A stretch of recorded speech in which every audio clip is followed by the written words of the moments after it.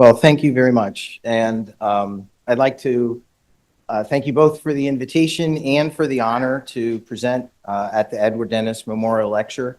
I see that you have a little bit of a history, more of a history in the full on your tables. I did not know Dr. Dennis, but was very intrigued when I was reading about him. In particular, how much of a pioneer and innovator he was. He was one of the first ever to develop an intensive care unit. And he called it the new cardiorespiratory laboratory. And, that's just one of the many firsts that were done at Texas Heart here. So anyway, it's quite an honor and a privilege to present to you. So as you heard, my lab is focused on many different topics. And in particular, a big portion of my lab focuses on gut microbiome, but I was using this slide because it has everyone's picture. Today, I'm going to talk about a relatively new topic in our lab, and that is non-nutritive sweeteners or artificial sweeteners in cardiovascular risk. And you'll see that the approach that we took that led us to this discovery is the same approach that has led us to the discovery of other pathways we think are contributing to residual cardiovascular disease risk. I did want to just point out the people who did most of the work, and in particular, Marco Wachowski is a cardiologist from Germany, an interventional cardiologist who came to Cleveland Clinic and received his PhD doing his thesis research in my lab. And he now has just gone back and started a research program in Berlin. And much of this work is part of his PhD thesis. But in addition, Ina Nemeth and Zheneng Wang did much of the mass spectrometry studies, and the new unpublished data I'll show you towards the end are from two gap year students, Jesse Filipazzo and Leica Metamoretla, and she and he are now starting med school at the Cleveland Clinic. Now, what am I talking about? So we're all familiar with the concept of residual cardiovascular disease risk. And in our preventive programs, we're using PCSK9 inhibitors all the time now. And even with LDL reductions down well below 50 mg per deciliter, there's still the majority of events continue to occur. And so pathways alternative to the traditional risk factors are contributing to ongoing cardiac events. And our goal is to try and reduce this. And obviously it's a never-ending asymptotic, approach towards treating existing cardiac risk factors and discovering new ones. And what our lab has focused on is a method now called untargeted metabolomics. But honestly, when we began doing this, it was 30 years ago, and that name didn't appear in the literature yet. And that is to use mass spectrometry to identify analytes in the blood that will predict the future development of disease. And so we had captured samples from subjects and followed them over time to see who won undeveloped heart attack, stroke, and death. And in particular, what I want to also emphasize is that when you do a mass spectrometry experiment, the vast majority of the signals that you detect, we have no idea what those compounds are. And so that's why I think of it as dark matter. Since the majority of what the mass detector sees, we don't know what it is. And so what we wanted to do is identify amongst the literally hundreds of thousands of signatures that you can identify in a patient sample, which ones are worth the effort of isolating and chemically characterizing. And so we use patient-centric data, starting with large populations and asking in multiple case control studies of these untargeted metabolomics studies, which analytes, even if you don't know what they are, it's just a retention time and a mass to charge ratio, predict the future development of heart attack, stroke, and death. And so after doing multiple case control studies, we then proceed to performing an independent analytical and clinical validation of the metabolite of interest, and then move on to mechanistic studies to see if the underlying association has a causal link that's causing it. And then ultimately, as you heard from Dr. Ballantyne, our goal is to develop therapeutic interventions that will help attenuate that residual cardiovascular risk. Now, this is an outline of the overall studies. And originally, I'm going to talk to you about our discovery platform data, and then various validation studies that we did, moving on to functional analyses, and finally, interventional studies in humans to try. So we tried bouncing back and forth, starting with human material, going to the bench, and then back to the patient again to try and further, mature this field. Now, our untargeted metabolomics discovery data was a GC mass spec platform, and we intentionally focused on this type of analysis to try to get more information in a chemical space that was historically underdeveloped in the untargeted metabolomics world, and that is the highly polar acids and alcohol kind of world. And that's because those compounds often coalute with the solvent front, which is not even allowed to enter the mass spectrometer in a typical LC-MS untargeted metabolomics survey. So with over 1,000 subjects, we did an untargeted GCMS metabolomics survey and looked for compounds that predicted future risk of heart attack, stroke, and death, or major adverse cardiac events in the ensuing 3-year period. And candidate identity of these compounds, some of them are shown here. And one of the things that kind of came to mind right away is many of these are what we call polyols. Now, these are fasting plasma samples, but you'll notice this is like xylitol, a 5-carbon polyol, which is, glucose, on the other hand, is a 6-carbon polyol, and erythritol here, a 4-carbon polyol. And I was particularly interested in these because at the same time, and literally the same day I saw these results, my daughter started a keto diet, and I was reading the label, and this was the #1 ingredient in the cookies that she was eating by mass. And so I was like, erythritol, what is this? And so it turns out that it has become one of the most commonly used non-nutritive sweeteners in the keto-friendly foods and zero-carb craze.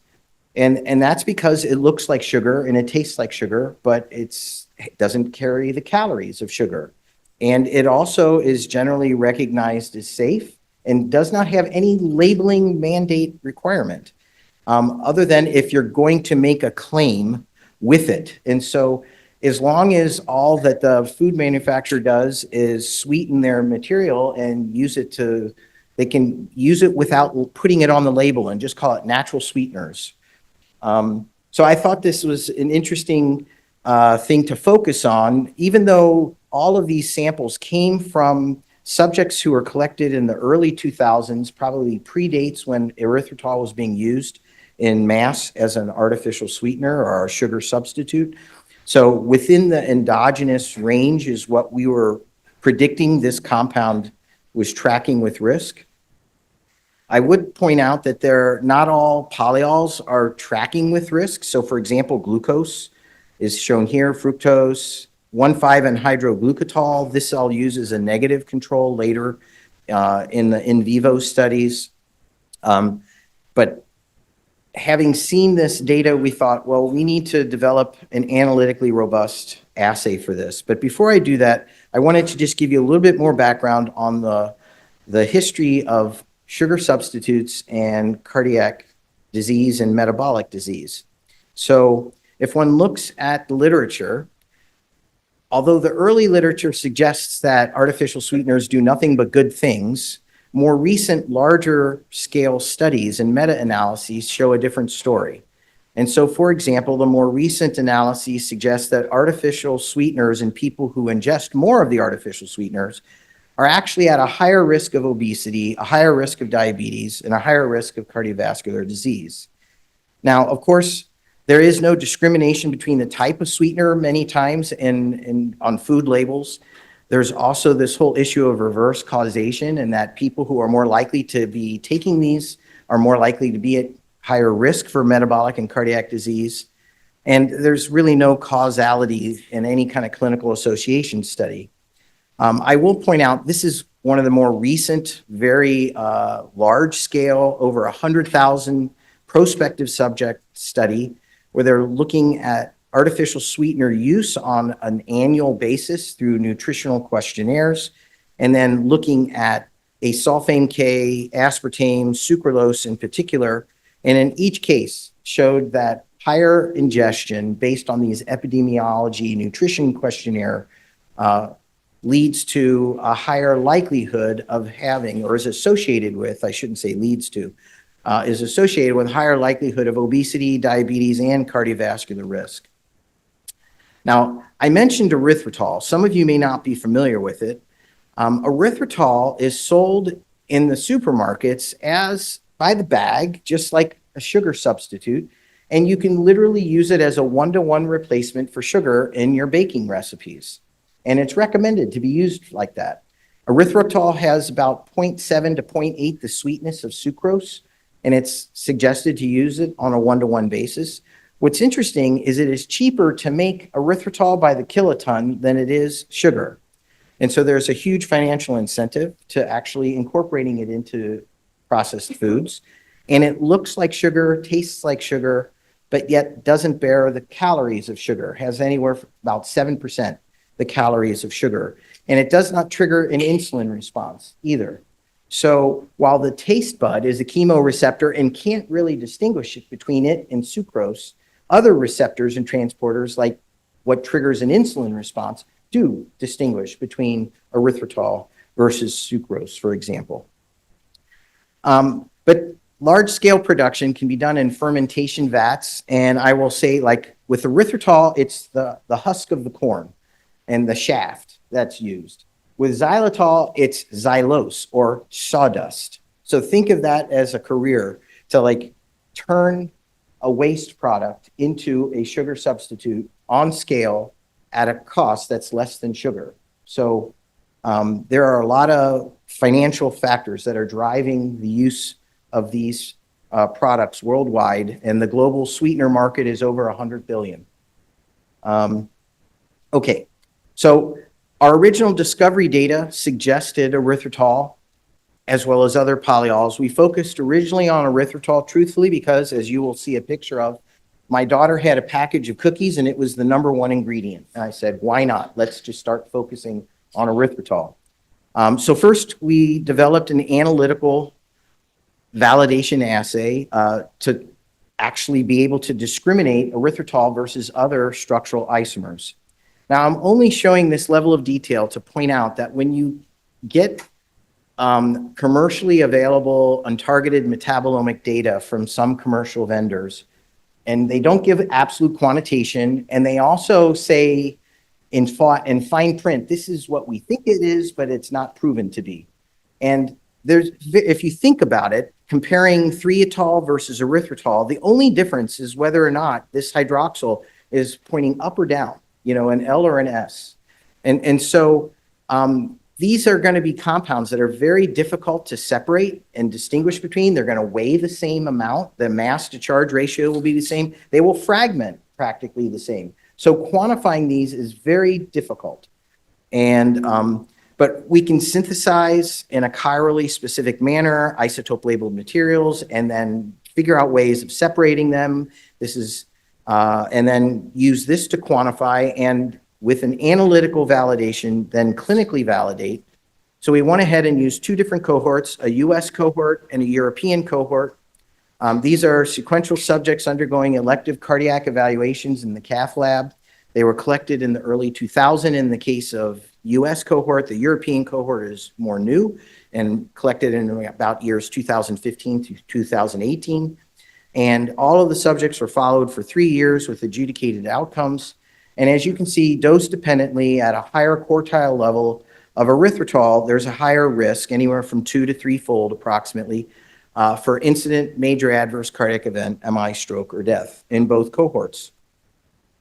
And if one looks at the dose-dependent relationship here, what's shown in red is the hazard ratio, and in the dotted blue is the 95% confidence interval.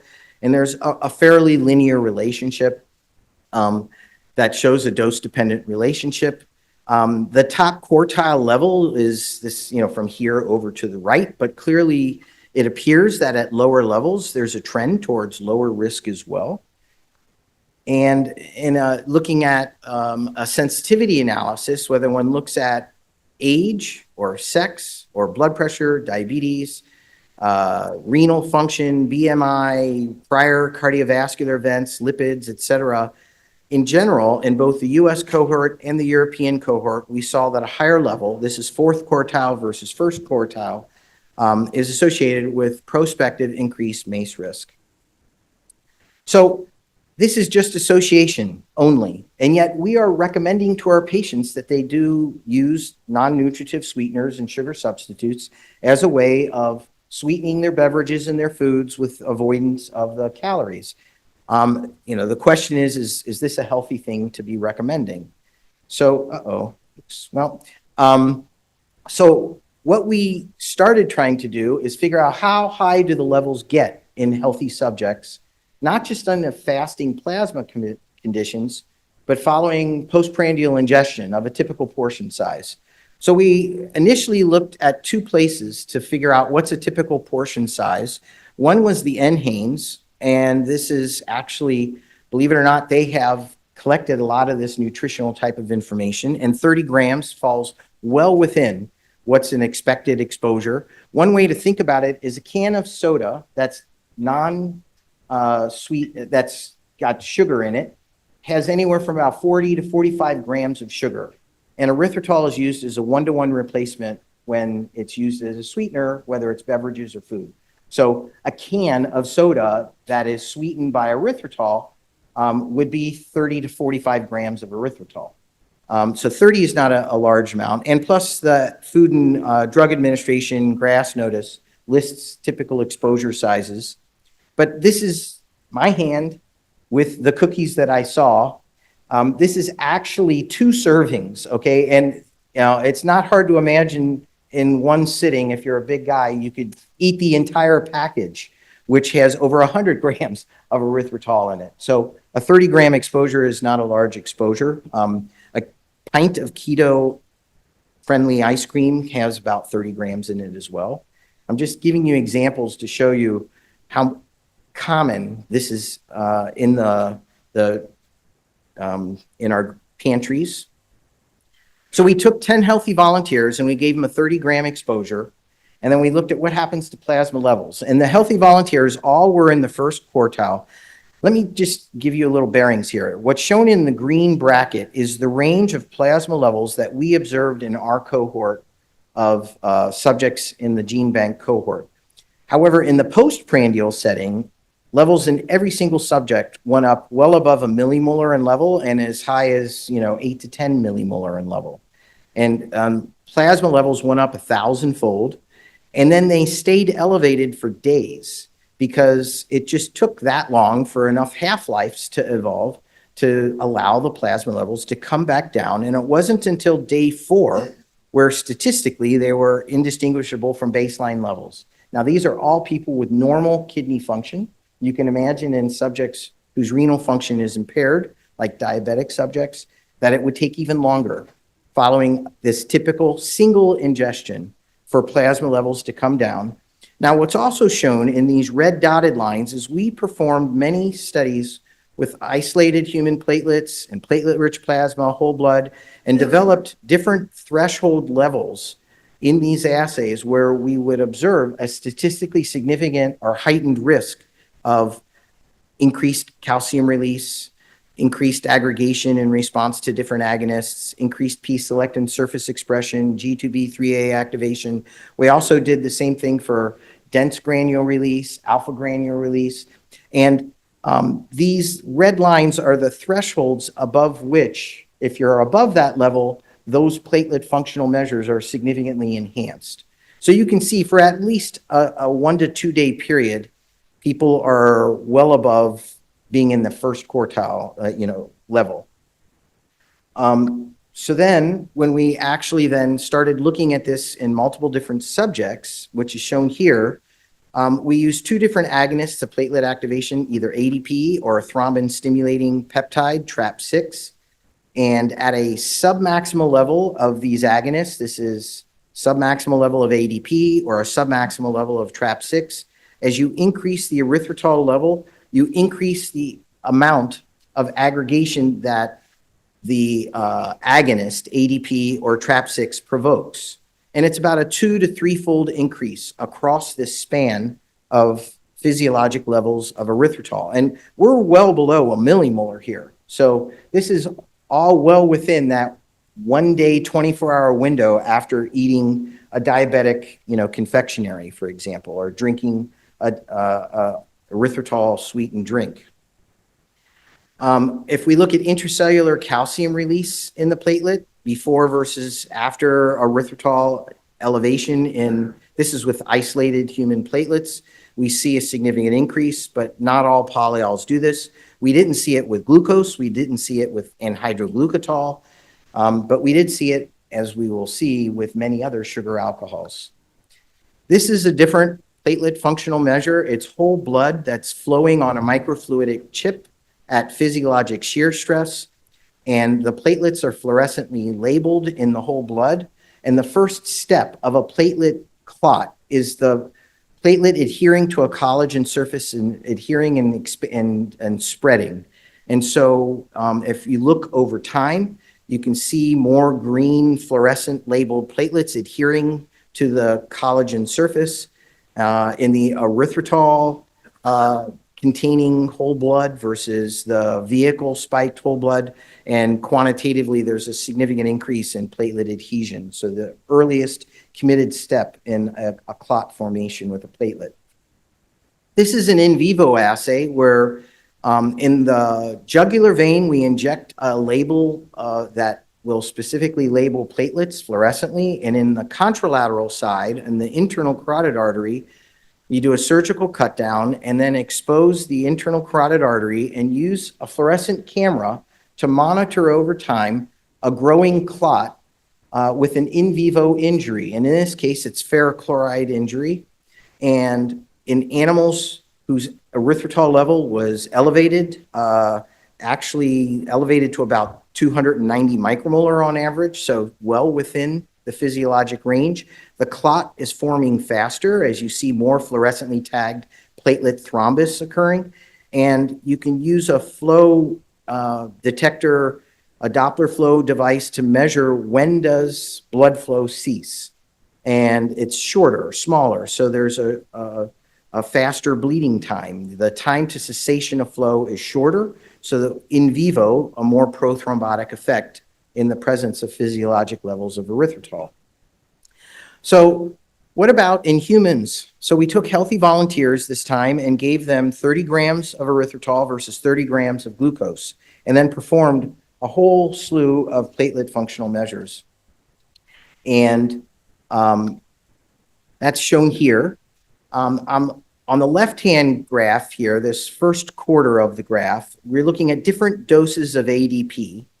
And this is using 10 subjects, and we're looking at preprandial versus 30-minute postprandial blood collection from the subjects. So each subject is their own control. You can compare their before drinking versus after drinking.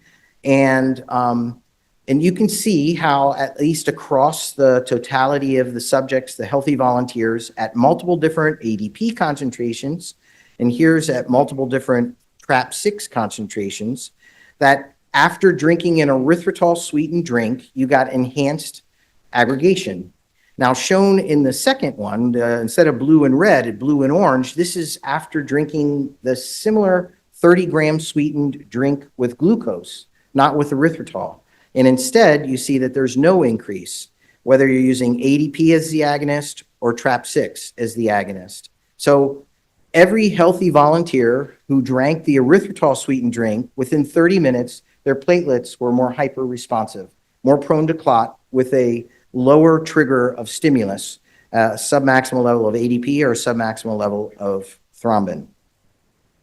Now, I mentioned initially there are a lot of untargeted metabolomic polyols. The second one we were interested in is xylitol. Why? Because xylitol is the most commonly used sugar substitute in diabetic candies and diabetic confectionaries.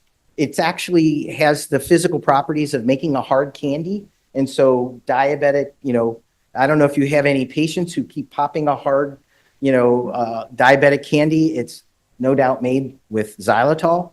And you can consume a lot of 2-gram xylitol chiclets, over time.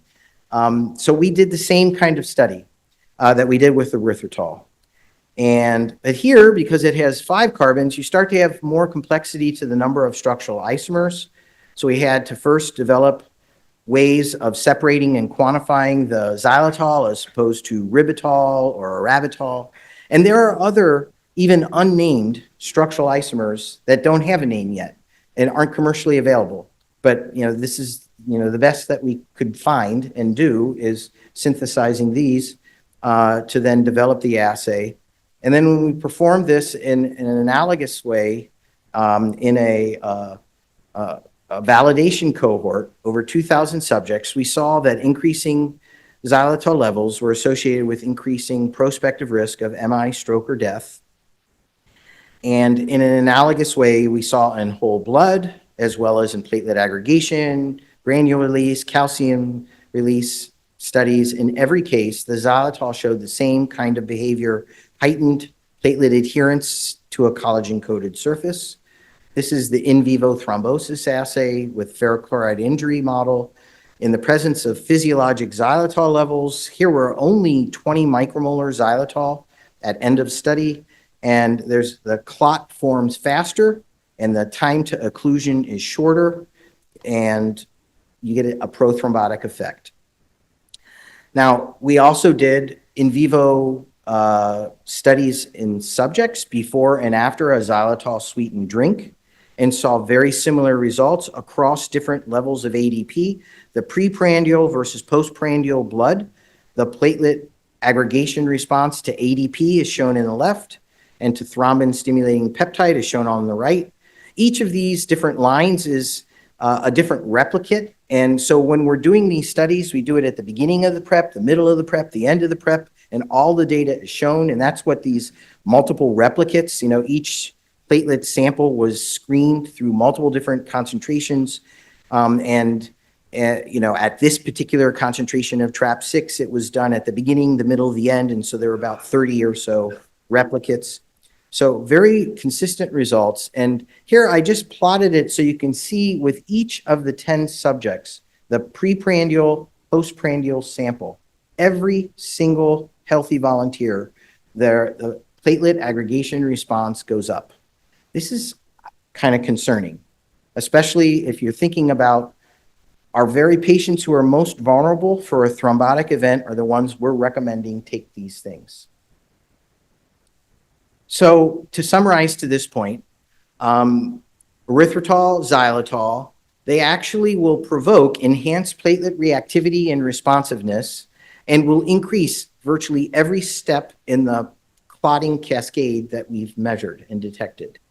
And so we believe that these kind of causal studies suggest that the enhanced association with plasma levels of these and risk of heart attack and stroke and thrombotic events, that this is underlying that these causal studies or functional effects of these polyols are impacting the overall association that we're seeing.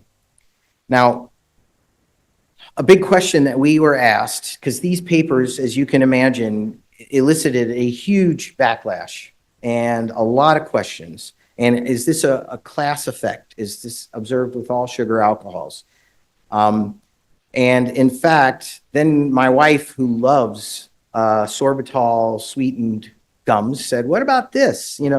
Orbit, she has a gum drawer that she said, you should take a picture of this and show the gum drawer. Anyway, and then about the same time, some CEO from some company sent me an email and said, well, if erythritol is bad, what about allulose? And I was like, allulose? I've never heard of allulose. And sure enough, it was the new sweetheart of the sugar substitute industry. So we said, okay, let's do another set of studies where we start comparing all of these other more common or other commonly used sugar substitutes or non-nutritive sweeteners and see if they have the same effect. So this is all unpublished. It's currently in review. But as we saw with erythritol and xylitol, which in and of themselves do not directly provoke platelet activation, they lower the threshold for something else to promote platelet activation. All of the artificial sweeteners that we tested, and this is the current list, did not provoke platelet activation directly on their own. However, in the presence of a submaximal level of an agonist, a subset of them did provoke enhanced platelet responsiveness and aggregation. So erythritol, I don't have xylitol shown here, but sorbitol, allulose, asulfame K, all of these provoked enhanced platelet responsiveness. Whereas in this assay, glucose, stevia, saccharin, sucralose, none of those provoked enhanced platelet aggregation responses. Now, we ran about 8 or 10 different platelet assays, and I'm only showing you some of them here. So platelet aggregation response in response to submaximal level of ADP, the ones at the top, erythritol, sorbitol, allulose, asulfame K, those did show a platelet hyperresponsive phenotype, whereas stevia, saccharin, sucralose did not.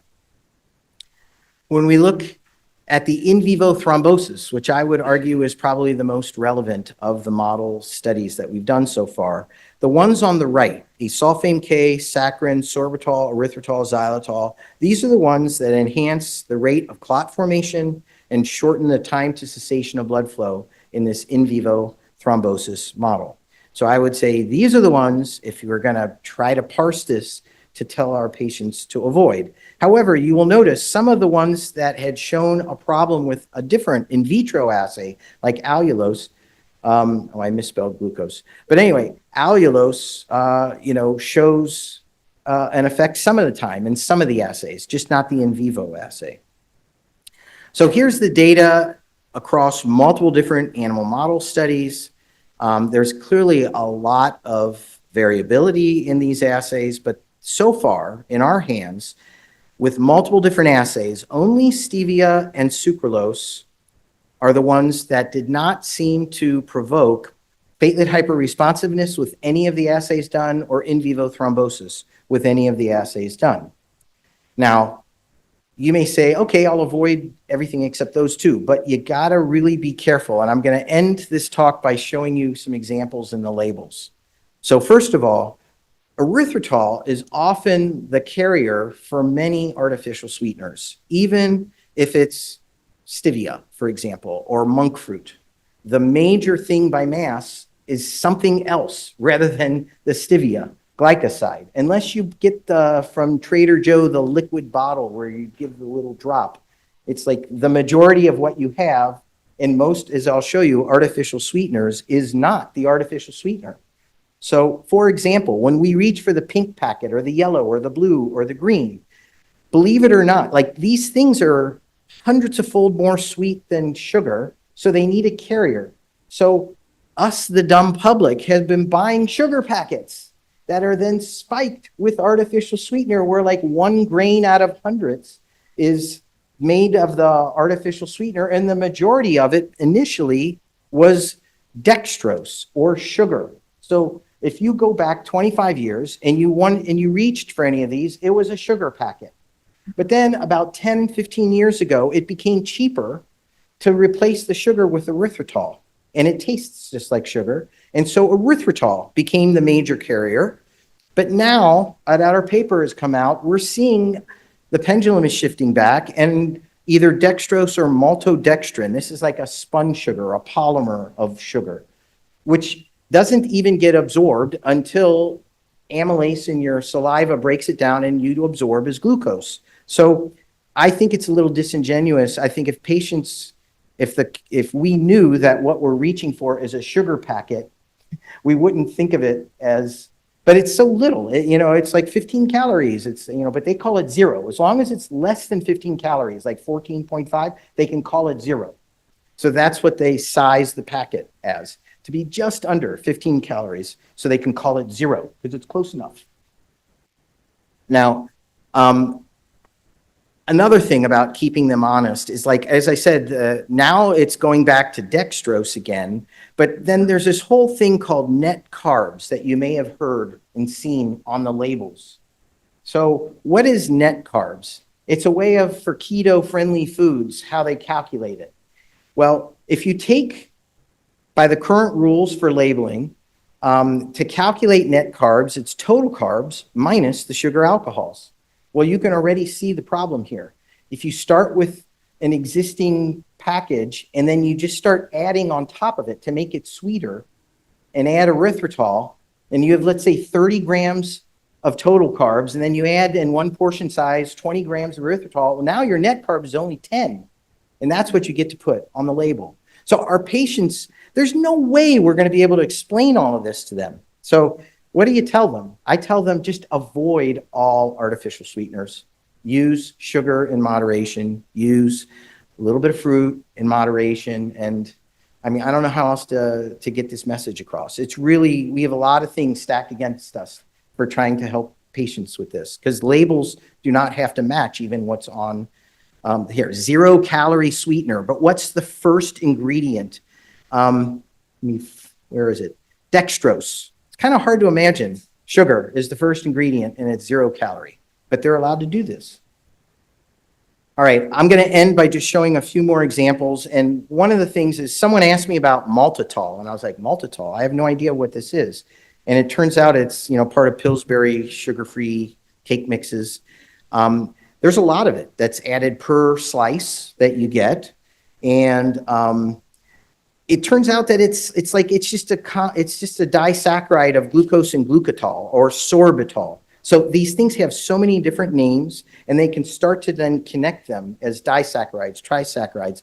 It's an infinite near combination possibility here. And it really reminds me of the whack-a-mole issue, because with each one, we have to start studying it. And, well, I haven't studied maltitol yet, but we did study sorbitol and glucose. I actually find glucose has better properties from a thrombosis standpoint than sorbitol. So just worth knowing. So here's what I recommend to our patients. I say, for those who have cardiovascular disease and risk factors, avoid all sugar alcohols. Now, the problem is they don't have to label it as erythritol or xylitol or sorbitol or allulose. They can call it polyols. They can call it natural sweeteners. They can call it artificial sweeteners. They can not even name it.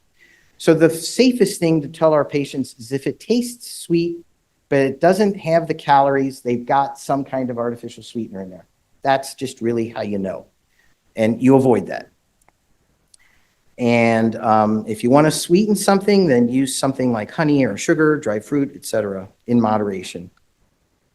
I'm just going to end with this to, again, point out in particular Marco Wachowski as the PhD thesis student who did a large portion of the original discovery work here. And I'll take your questions. Thank you very much.